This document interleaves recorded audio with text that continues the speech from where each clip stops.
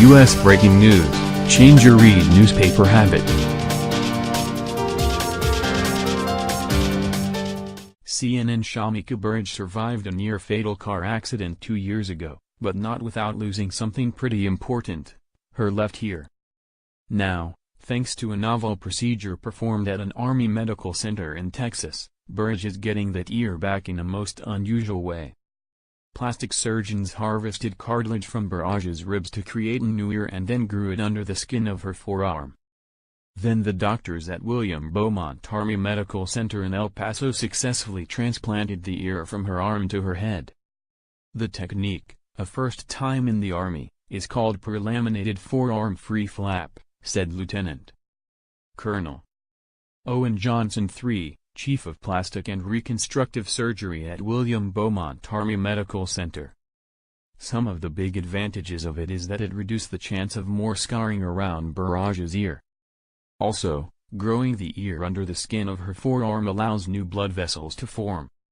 The ear will have fresh arteries, fresh veins and even a fresh nerve, so she'll be able to feel it, Johnson said on the U.S. Army's website. Burrage, a 21-year-old private, still has to endure 2 more surgeries, but she's feeling more optimistic about the future than ever in the years since her accident.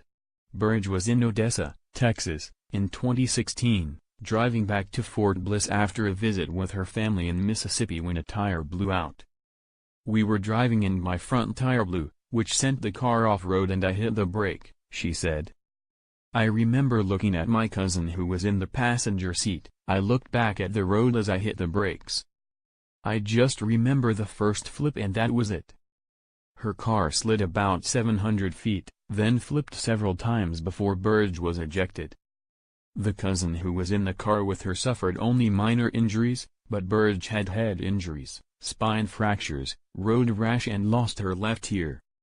"I was on the ground, I just looked up and, her cousin, was right there," Burrage said. "Then I remember people walking up to us, asking if we were okay, and then I blacked out." Doctors later told Burrage she would have bled to death if 30 more minutes had passed before she got medical attention. Burrage had resigned herself to living a life with a prosthetic ear, but she didn't like the way it looked. So she sought out other options through plastic surgery. What Johnson and the other surgeons at the medical center proposed, growing an ear in her forearm and then transplanting it, shocked her. "I didn't want to do the reconstruction, but gave it some thought and came to the conclusion that it could be a good thing. I was going to go with the prosthetic, to avoid more scarring, but I wanted a real ear," said Burrage. "I was just scared at first but wanted to see what he could do." And Johnson said it just made sense to try it, since Burrage is so young and shouldn't have to deal with an artificial ear for the rest of her life. "The whole goal is by the time she's done with all this, it looks good, it has feeling. And in 5 years if somebody doesn't know her they won't notice," he said.